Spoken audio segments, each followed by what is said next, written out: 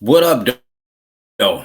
And welcome to another episode of the Corrective Felon Podcast with your host, your boy Inspired the Block, aka the Lone Wolf, or simply known to my family and friends as Corey. I pray that everybody out there in viewing and listening land is having a blessed day on purpose. I pray that all your wishes and desires come true.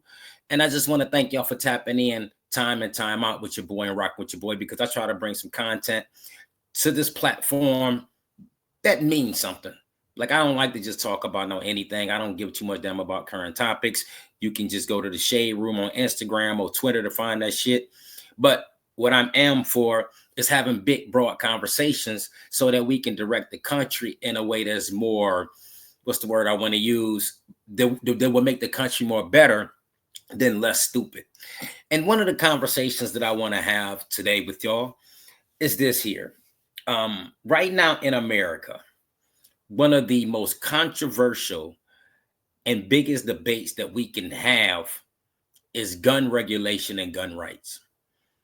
There's there's people in this world who feel like people shouldn't have guns, and there's people in this world who feel like they have a constitutional right to possess a firearm, especially for protection of themselves, their family, or their property or their possessions.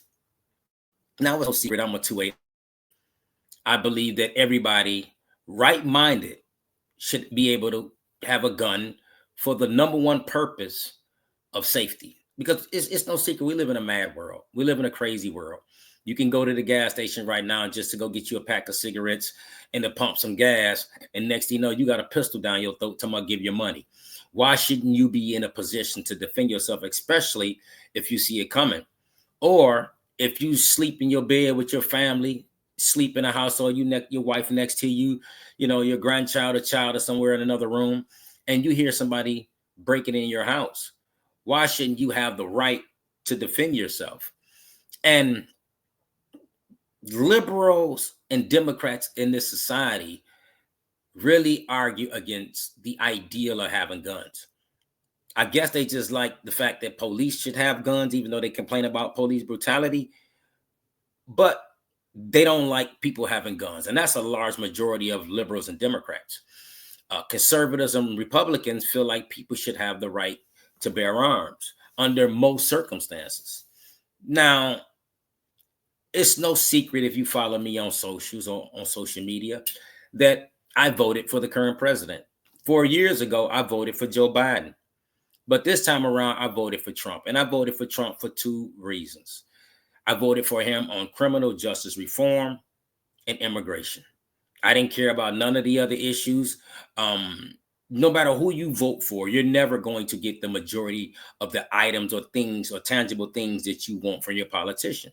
You'll get some, but you'll never get the overwhelming majority. So when I voted for Joe Biden 4 years ago, didn't get a whole lot of nothing, to be honest.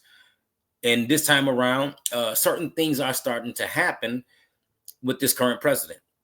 Whether you like him, love him, or hate him, he's doing the job that he feel like the job he needs to do.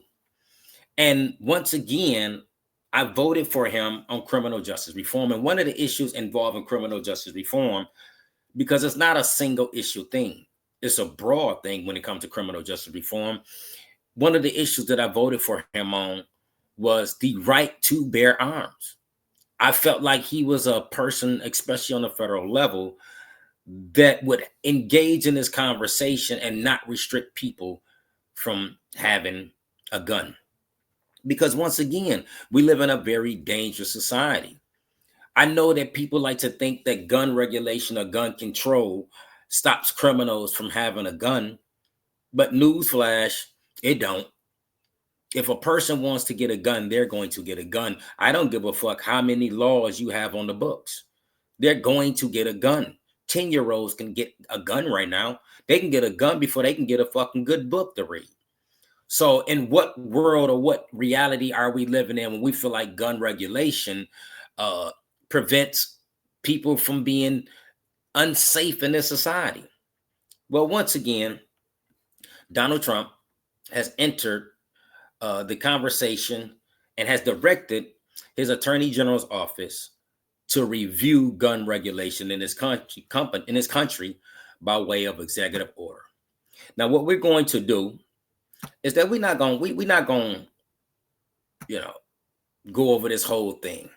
Now, I don't want to do that because it's not really that long, but there's a couple parts in this that I wanted to discuss with the listeners out there. Because when this conversation starts to happen, you're going to have people that's going to feel like certain people should be excluded from their Second Amendment protection. Right? There, people are going to say that, well, this person shouldn't be able to possess a gun for X, Y, and Z, or that person shouldn't be able to possess a gun for X, Y, and Z. And once again, I'm all for everybody having a gun that can legally have a gun. And what I mean by legally have a gun is that you have the mental attitude and fortitude and understand what the purpose of a gun is, right?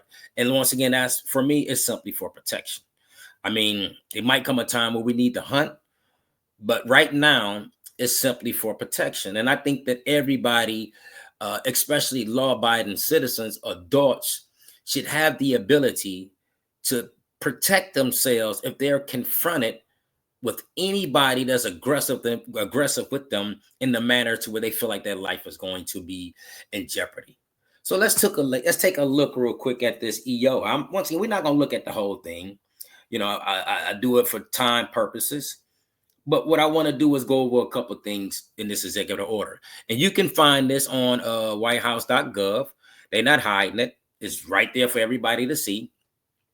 It started off by saying, by the authority vested in me as president, by the Constitution and the laws of the United States of America, it is hereby ordered, Section 1, purpose, the Second Amendment is an indispensable safeguard of security and liberty. It has preserved the right of the American people to protect ourselves, our families, and our freedoms since the founding of our great nation. Because it is fundamental to maintaining all other rights held by Americans, the right to keep and bear arms must not be infringed. Now, we know that the word infringe, an act so as to limit or undermine. What they're saying is that this is also in the Constitution, that it shouldn't be infringed upon, that this right should not be limited or undermined. Like the founding fathers did not put that in there simply just to add a word. But when they put that word in the Constitution, they meant that. Also, it says in Section 2, plan of action. Within 30 days of the date of this order, the Attorney General shall examine all orders, regulations, guidance, plans, international agreements, and other actions of executive departments and agencies to assess any ongoing infringements of the Second Amendment right of our citizens, and present a proposed plan of action to the president through the domestic policy advisor to protect the Second Amendment right of all Americans. Now, quote just real quick on all Americans. I want y'all to keep that in mind because we're going to come back to that. B, in a developing such proposed plan of action, the Attorney General shall review at a minimum all presidential and agencies' actions from January 21 through January of 2025 that purport to promote safety but may be impinged on the Second Amendment right of law-abiding citizens. Rules of promulgated, I think I'm pronouncing that right, by the Department of Justice, including the Bureau of Alcohol, Tobacco, and Firearms and Explosives, or better known as the ATF, from January 2021 through January 2025, pertaining to firearms and / or federal firearm licensees. Now, what I want to do is just stop right there for a minute, right? Because there's a lot of information to be broken down. First, well, we're going to come back to this part, right? But right now, one thing that Donald Trump is doing is that what he wants to do is examine all of the policies from January of 2021, from the time that Biden took office, all the way up until he left. He wants an examination. He wants his attorney general to dive in and see what all regulations that the last administration put in play to hinder people from their Second Amendment right. Now, one of the things, if you follow politics, sort of in a way like I do, then you know that the Biden administration was adamantly anti-gun. In most cases, most liberal presidents are anti-gun. They don't really care too much for the people to have gun. And also, there was a report that came out by the Justice Department back in August of 2024. This is an article of from USA Today. You can look it up. You can Google it. So whether the Justice Department urges the Supreme Court to decide. Well, you know what? I'm going to come back to that. Let me come back to that real quick, because that's something else I want to hit on. But what I want to sit here and say is that, you know, the United States Department of Justice by the Biden administration was losing a lot of cases when it came to gun regulation. And one of those cases was back in June of 2022, in a 6-3 conservative majority, the United States Supreme Court struck down part of the New York's law that established a strict permitting system to carry a concealed weapon. In the case, New York State Rifle and Pistol Association, INC, or Inc., versus Buren, the nation's high court established the standard by which firearm-related cases should be judged. Not only did the court rule that Americans have a constitutional right to carry a firearm in public for self-defense, but it also noted that gun laws must have some sort of historical grounding dating back to the country's founding. Now, this New York State Rifle and Pistol Association, Inc. versus Buren was a case that the United States Supreme Court ruled on that actually kicked open the door to ban or knock down a lot of regulations when it came to gun control. And also what it did was open the door for more conversations to be had when it came to gun regulations, right? Because this case here in New York, to put it in a nutshell, these people were suing the state of New York because they were having a hard time from getting a license to carry a firearm in public. And then we all know that New York and California have very, very strict gun laws, right? It's almost to the point you can't even carry a gun in New York and California. But we also know that New York and California has some of the most high crime rates that you can imagine in the country, right? So they made it hard for people to get firearm licenses for just protection, to carry a gun in public. They allowed you to carry a gun, have a gun in your home, but they wouldn't allow you to carry in public. And what this case did was say that it was unconstitutional. So therefore, what is need to happen in America right now is that we need a historical grounding dating back to the country founding. And what states have to do now is present an argument showing historically where gun regulation was warranted and gun regulation made our society better. This is what the United States Supreme Court is telling these states. And so from this historical win, especially for those who believe in the Second Amendment, a lot of cases started coming out of lower courts regarding gun regulation. And what happened was the United States Department of Justice wanted the Supreme Court to rule on a specific issue. Now, here's when we go back to what I wanted to talk about out of this executive order. In the first paragraph, where they talked about what the current president said, that because it's founding to maintain all other rights held by the United States, the right to keep and bear arms must not be infringed. But down here, it's a little bit of, in this sentence right here, it says to protect the Second Amendment rights of all Americans. Now, with this alone, this is a conversation to be had, because when the president wrote this EO, I really wanted to know, what did he have in mind when he said all Americans, right? Is he talking about naturally born citizens, that's Americans, people who have been granted citizenship who now consider themselves Americans, black, white, yellow, brown Americans. Like, what did he mean by that? Right? To protect the Second Amendment right of all Americans. Now, here we go back to this Justice Department, where the Justice Department urges the Supreme Court to decide if felons can be barred from having a gun. Now, this is a conversation in America that's touchy, right? It's really, really, really touchy because if you ask most people in America, they would argue that they don't believe that people with a felony conviction, in most cases, should have the right to bear arms, simply because they have a felony conviction. Is that right? Is it wrong? Is it in the middle? Does it make sense? Is it good policy to ban people with a felony conviction? Everybody with a felony conviction?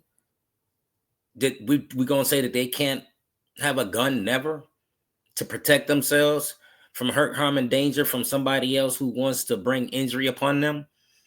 Like, we really want to stand by that and say that? Because in that order or the request by Biden's Justice Department, I should make that clear. It says here, the Justice Department said the court needs to decide if someone convicted of a crime punishable by more than 1 year in prison can be barred from having a gun. They want to know if people also too, they want to know if violent people would be convicted of violent crimes should be barred from also having a gun for the rest of their lives. Now, don't get it twisted. This is a conversation to be had, right? It's one to be looked at in totality and not simply because the person has a felony conviction, right? I'm going to play a video for y'all. And it's a video of me from my TEDx talk that I gave in 2023 entitled Second Class Citizens, Breaking the Stigma of Felons, right? That's in part, they named it that. That ain't what I originally named it, but that's what Ted did. But I'm going to play the video and then we'll go from there. The United States Department of Justice released a special report entitled The Recidivism of Prisoners Released in 24 States in 2008, a 10-year follow-up period from 2008 to 2018. And in their report, they found that persons released from prison in 24 states in 2008, 82% was rearrested at least once within this 10-year period. But they also found that the annual arrest percentage declined over time, with 43% of ex-cons arrested at least once in year 1, 29% arrested in year 5, and 22% arrested in year 10. So my thing is this here: if 43% was arrested at least once in year 1, that means that 57% was not arrested in year 1. And in year 5, 71% was not rearrested. And in year 10, 78% was not rearrested. To put this in a nutshell, the longer an ex-con stays out, the likelihood of them reoffending drops significantly. September 2000. Now, you can go look at that TEDx talk. I'll put the link in the description. But once again, should felons have the right to bear arms? Look at it, from this perspective just a little bit. When a person goes to prison and they serve their time, I know on a state level, you have to see what is called a parole board. And the parole board will review your file, will interview you, and they will deem or find findings that will allow you either to do what is called a continuance or release you back into society under supervised release. Now, in my case, it's no secret. If you follow me, I've been to prison. I did over 17 years. I went for a violent crime. On my first time seeing a parole board, I was released. I did 2 years parole, never violated one time. Got off parole and been living a free life ever since then, since 2014. And I haven't done anything of the nature that people would deem me a threat to society. I haven't put my hands on nobody. I haven't stolen a car. I haven't shot no one. I haven't stabbed no one. I haven't beat up my wife. I haven't unfairly disciplined my children. I have been no threat to society whatsoever. As you see, I've done a TEDx talk. I'm also an author. I'm engaged in my community in gang intervention. I do a lot. I'm also involved in suicide prevention. I have a paralegal degree. Like there's a lot of layers of me wanting to do right in society. I've always maintained a job since I've been out of prison. The longest I've been out of work is when I first came home, which is 9 months, and now because I'm recovering from cancer surgery. But all I ever wanted to do was to be a part of the society. In the process of me being free, I've gotten married. I've been married to my wife the whole time. We're still married. I've brought a daughter into this society. I've raised 3 wonderful stepsons. And also now me and my wife are proud grandparents. Under what circumstances is it justified that if I'm ever in a position to protect my family, I shouldn't be able to protect my family? Where is it justified that if someone breaks into my home, I hear them, I really have the jump. But because society says that, Corey, because you've been convicted of a felony, you can never possess a pistol or a firearm, should I have to fall to the mercy of the person that's wanting or wishing to bring me and my family harm? Why should I be subject to that when I've proven myself over and over again that I'm not a threat to society? And I am nothing but a representation of a whole lot of more men who come home from prison and do right. You heard the numbers. I gave the numbers. After 5 years of from being free from incarceration, 71% of people do right. After 10 years of incarceration, after 10 years of being free from incarceration, 78% of people do right. It's only that small number that society gets caught up in and thinks that everybody is a continued criminal. Like I said before, I'm not a criminal. I don't do criminal activity. I don't engage or hang out with people that engage themselves in criminal activity. Now I drink a little wine, I might blow a little weed, and in 23 or 24 states is legal. But other than that, when it comes to hurting somebody, which I believe that is a real crime, when you violate another person or their property, possession, or their things, that's really a crime. I don't never believe in a crime upon self. Carrying a gun, how was that a crime? Smoking weed, how was that a crime? I don't care if even if it was bought illegal, that still shouldn't be a crime. I choose to do this to myself. How is doing anything to myself a crime? Now I'll share with you guys and gals, whoever listens.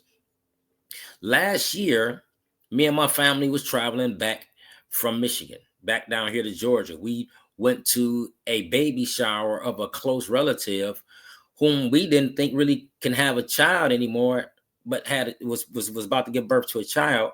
And on the way back home, we were pulled over at 3 o'clock in the morning in Campbell County, Tennessee. We were pulled over. The vehicle was searched at 3:30 in the morning, and upon that, they found a pistol that was gifted to me by my wife's late father. It wasn't stolen or anything like that. And now, right now, I've been fighting this case that I have, which is felon in possession of a firearm. Now, once again, people might say, well, you've been to prison. You've been convicted of a violent crime. You should never be able to possess a firearm. Once again, I'm not going to hurt nobody. It's just that simple.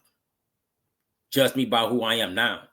Because when I went to prison, when I became incarcerated, I was 17 years old. I was a juvenile. When I got out, I was 35 years old. I am now going on 48 years old. I was about to turn 47 years old when I caught that case. Why shouldn't I be able to protect my family? And once again, if you want to argue the fact that, well, you've been to prison, you're a convicted criminal, you have a criminal case, a violent criminal case. I was a juvenile. So you mean to tell me that anything that I've ever done in my life, even especially as a juvenile, that should always be held against me? Even when it comes to my Second Amendment right, I don't have a conviction as an adult.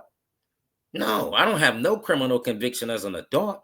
I have one as a juvenile, as juvenile at 17, 18 years old. I was arrested at 17. I got convicted and shipped off to prison at 18. But as an adult, somebody whose their faculties, their logic and reason is fully developed. No, I don't. I have never caught in a case as an adult. Now that's arguable, and depending on the type of cases. But I'm talking about for juveniles. Should juveniles be barred from ever carrying a pistol, even though their crime happened when they're juvenile?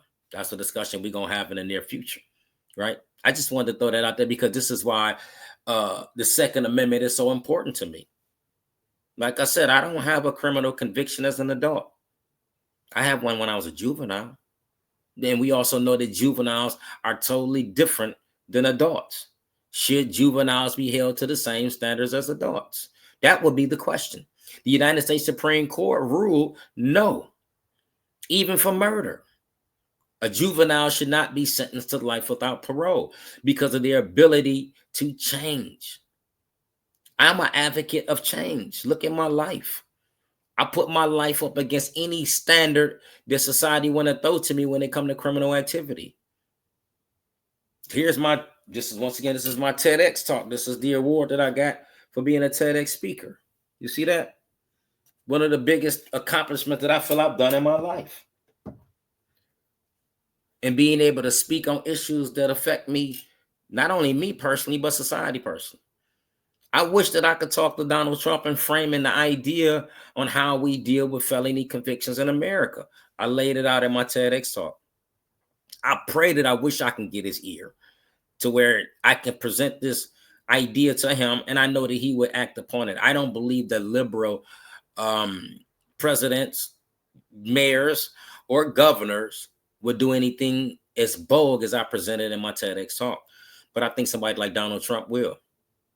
So I ain't gonna hold y'all too much no more. I just want to have this conversation on gun rights. I think that majority of people should have gun rights. I don't think that people's gun rights should be restricted because it's a part of the Constitution. When people get convicted of a felony, you don't lose your First Amendment right or your right to worship whom you want to worship. The only one that you lose is your gun rights. And guns are not the problem. It's the people, the wrong people with the wrong mindset that is the problem when it comes to guns. So get in the comments. Tell me what y'all think, right? Please subscribe, like, comment, and share the Corrected Felon podcast. Until next time, holla at your boy, man.